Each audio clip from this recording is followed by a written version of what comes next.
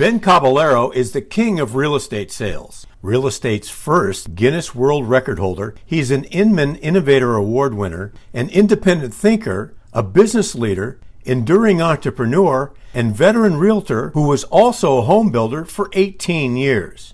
Last year, Ben sold 4,799 new homes, worth in excess of an astonishing $1.9 billion. Now put Ben's sales numbers in perspective. He sold an average of 92 homes a week, more than a dozen homes per day, every day of the year. That's more than 1.5 home sales every business hour. The multi-billion-dollar question, how does Ben do it? In part 3, the final installment of Ben Caballero podcast series, Lessons from the #1 ranked real estate agent in the world, we will hear Ben Caballero give other real estate agents advice on how to build a business with builders. Give a listen as Ben describes how working with builders is one of the fastest ways for agents to gain a competitive advantage in the marketplace because so few buyers' agents know how to effectively work with builders. Ben shares his success strategies for working with builders.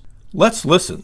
Home builders offer realtors an excellent opportunity because they always have inventory. If they don't have it, they can build it.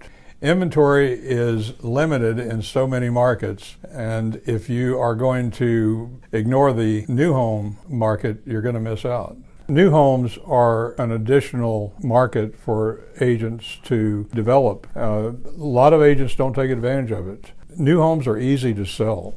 Builders have sales staff that know the product better than you are going to. You don't have to worry about developing your knowledge in that area. The builder's salesperson is going to do a lot of the work for you. They're going to manage the process. You can sell more homes in less time than you can in pre-owned. The advantages of working with builders is that the product is new. It has the latest innovation and design, floor plans, appliances, quality. You just don't have the emotional sellers. These are professional people that want to sell a home. They have nothing invested in retaining that home. They don't have any memories of their children growing up. So it's a much easier sell all the way around. I often hear agents complain that builders want to use their own contract.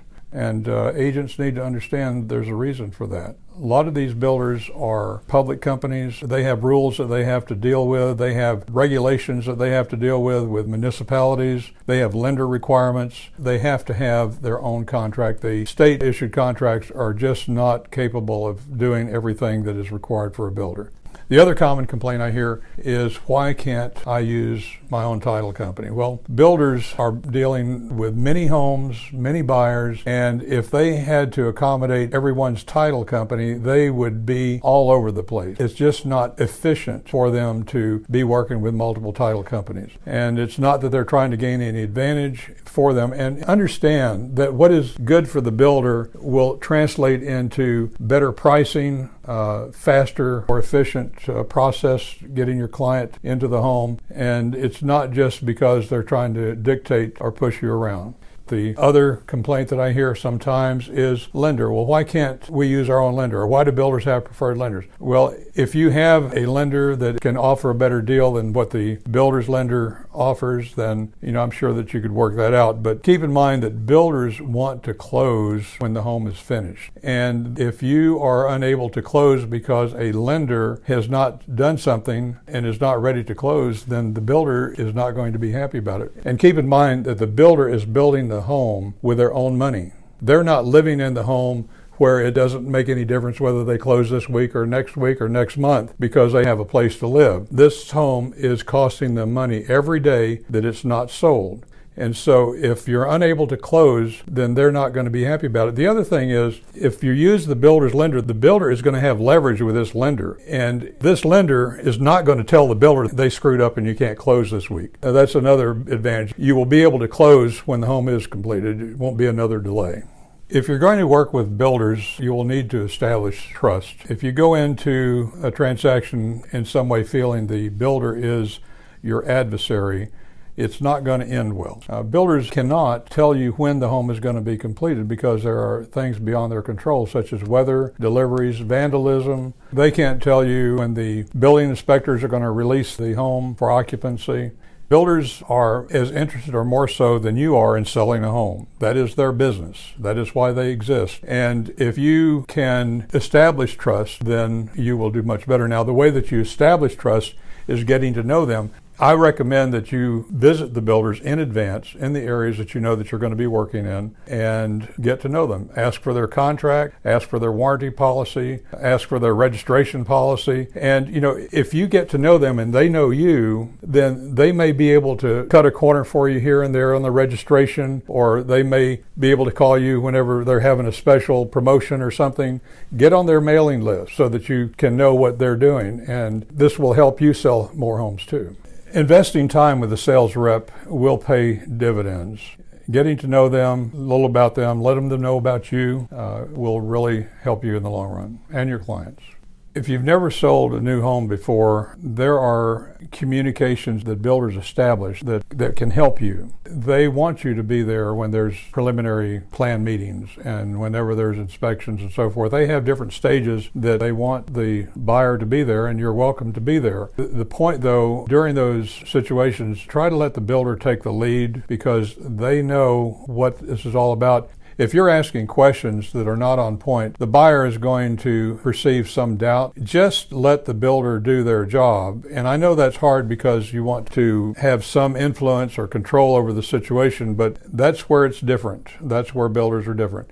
The one thing you should never do with a builder is to get into a disagreement in front of your client, because it's going to disrupt the trust that your client has either in you or in the builder. And so that's just, I think, something to avoid at all costs. Now, be aware that builders are typically a very financially responsible entity, and they can't afford to treat somebody inappropriately. So that's another factor that you should take into consideration as far as trust is concerned. I know that agents have heard horror stories about builders, and I know that builders have heard horror stories about agents. But it all gets down to communication, because without communication, you're not going to have any understanding. And without understanding, you're not going to have the trust. It's all about understanding and communicating in order to have the trust. And that's not going to come just because you walk in somebody's door, particularly if you have these stories in the back of your mind that you're looking for trouble or looking for problems. So if you're going to want to work with builders, if you're wanting to build your business, if you're wanting to increase your income, then make the effort to understand the builder side of it. And if you do that, I assure you they will understand yours. Builders are mandated, sales counselors are mandated to work with agents. They are mandated to build a relationship with agents. They're not going to give you a hard time about it. If you give them half a chance, I would say in 99% of the cases, you're not going to have an issue. The best way to start a relationship with a builder is just to start. Just get in your car and go out there and drive around the community, visit the sales counselor, look at the models, look at their collateral materials, and ask any question that comes to your mind, any question you think that a buyer might want to know. And that way you can get some preliminary knowledge that will help you to convince the buyers that this is something worthwhile.